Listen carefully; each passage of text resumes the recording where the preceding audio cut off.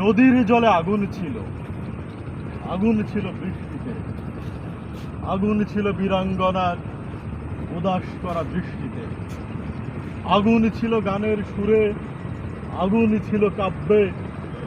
মরার চোখে আগুন ছিল, এ কথা কে ভাববে?